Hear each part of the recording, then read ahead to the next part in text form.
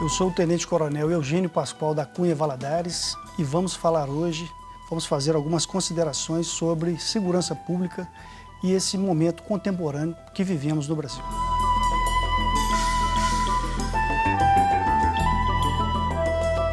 Meu nome é José Santiago, sou advogado criminalista, professor da PUC Minas e doutorando em Direito Processual. Nós vamos falar um pouco sobre a importância da desmilitarização da polícia e como forma de garantia de direitos e redução de violência na nossa sociedade.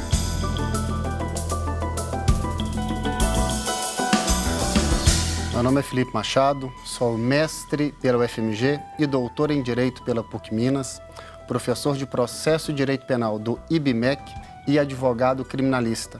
Nessa oportunidade, junto aos meus ilustres colegas de bancada, vamos apresentar algumas reflexões sobre o tema desmilitarização da polícia no Brasil.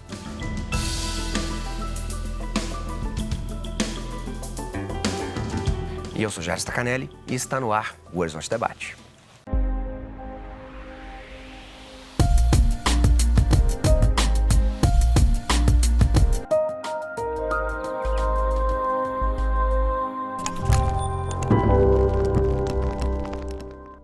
Olá! A desmilitarização das polícias aparece com frequência como proposta de reforma para tornar sua ação menos violenta e mais preocupada com a garantia dos direitos humanos. Mas o que significa desmilitarizar? O Horizonte Debate de hoje discute esse tema complexo. O que está em jogo com a desmilitarização das polícias militares? Professor Felipe, primeiro que eu acho que na própria chamada a gente acaba colocando algumas questões, né? As polícias são violentas, desmilitarizar levaria a esse ponto de garantia de direitos? O que é desmilitarização de polícia? Jairo, acho que a sua colocação de início da violência das polícias é um tema que me desperta muito interesse. Por quê? É fato que velhas gerações lidavam com a questão da segurança pública, não é? Com a própria questão também de segurança privada, de uma forma diversa, diferente do que nós temos hoje. Eu tive a honra de lecionar na Escola de Formação de Soldados da Polícia Militar no ano de 2014. E lá eu conheci uma polícia militar, efetivamente, que os meus olhos até então não tinham enxergado. A minha construção como pessoa, né, infância, adolescência, enxergava a polícia militar numa perspectiva mais rígida. Truculenta? Exatamente. Exatamente. Ou alguns movimentos, como uma greve, né, com o perdão da citação do nome, mas na qual o nosso atual deputado, Cabo Júlio, era um dos expoentes, um movimento truculento nas ruas, etc., né, sem entrar no mérito da legitimidade ou não daquele movimento. Mas é uma coisa que me marcou a minha formação como pessoa.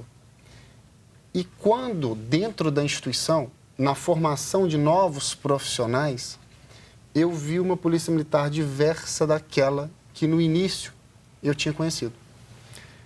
Os soldados, aspirantes a soldados que eu tive a oportunidade e a honra de lecionar a cadeira de processo penal para eles, apresentam uma visão de mundo contemporânea, preocupada com direitos humanos, preocupada com o direito do cidadão, e não apresentaram, pelo menos naquilo que eu tive a sensibilidade de perceber, uma postura rígida, lei e ordem, mesmo que em detrimento de direitos alheios. E lá não era, diversamente do que acontece em outras instituições, não era uma docência, não era uma aula eminentemente teórica, porque são profissionais que vão lidar com o direito na prática, na ponta da cadeia da segurança pública, na porta de entrada. E eu visualizei, como já disse, perspectivas humanísticas, perspectivas voltadas ao respeito e consideração do próximo, do jurisdicionado, do cidadão, que em outros momentos me era estranho naquela instituição.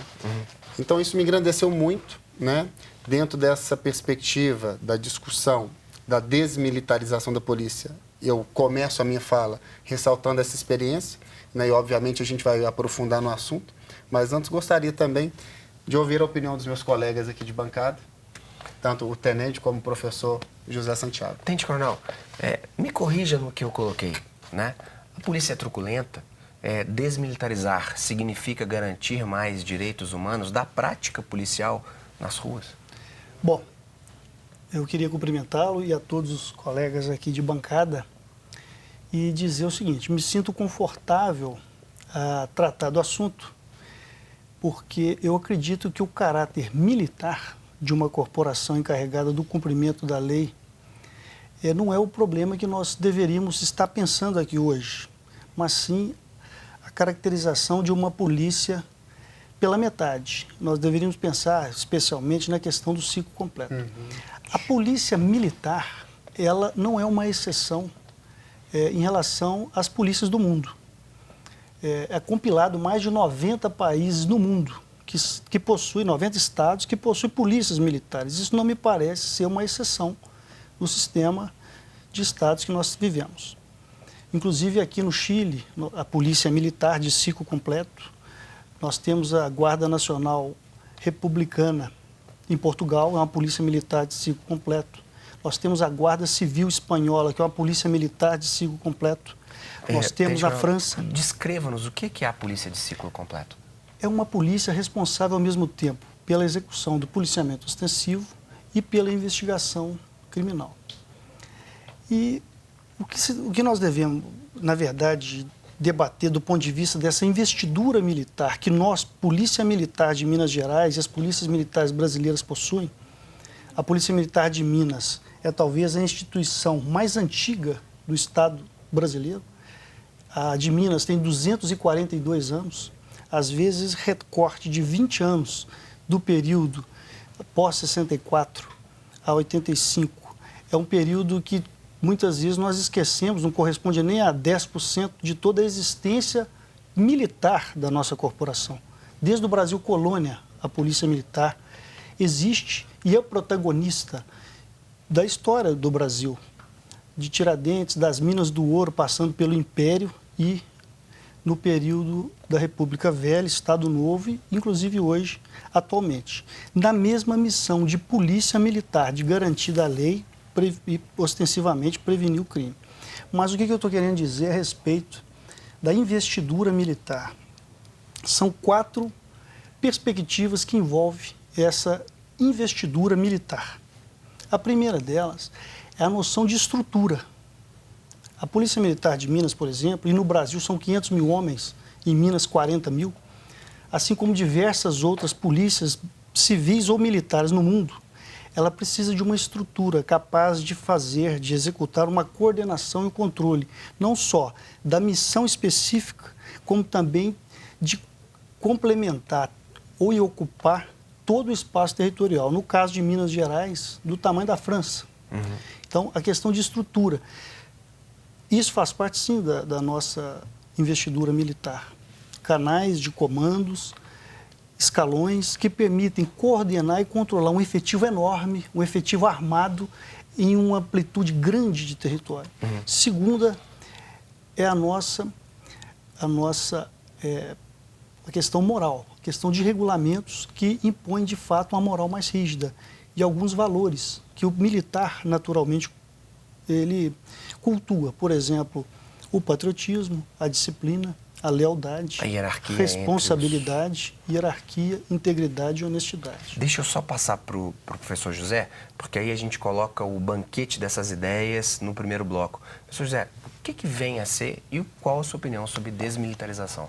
Bom, Jairo, inicialmente eu parabenizo a Polícia Militar, né, por estar aberto a esse debate, né? É muito importante, né, e mesmo com opiniões divergentes, que nós possamos se abrir ao debate, e a Polícia Militar, né, através do Tenente Coronel, parabéns por estar presente e aberto ao diálogo. Né? Vem percebendo nos últimos anos uma mudança também da própria Polícia Militar de Minas Gerais, né? Cada vez mais realmente voltada para atender melhor e com menos truculência. Porém, os valores da hierarquia militar, né, em um Estado democrático de direito, eu entendo que eles não seriam compatíveis. né? Porque o militarismo treina o indivíduo para a guerra, para o combate ao outro, para a neutralização de um inimigo. E é comum vermos hoje, nas falas da própria polícia e de vários policiais que se propagam pela imprensa, né, muito a dicotomia do outro, o bandido, contra o cidadão de bem, ou nós contra eles. E esse é um diálogo muito interessante, porque a partir do momento que a gente cria o outro inimigo, nós acabamos aceitando violações de direitos deste inimigo. E o problema é quem é esse inimigo, como esse inimigo. Em um Estado democrático de direito, por mais grave que seja o crime que o indivíduo cometeu, nós devemos dar a ele o devido processo legal, ou um tratamento como cidadão, como qualquer indivíduo Eu acho que processado. oferecido, José, Tenente Coronel, Felipe, o banquete, nós vamos para mais 2 blocos discutindo um tema extremamente necessário. Nós vamos para um breve intervalo. Voltamos daqui a pouquinho.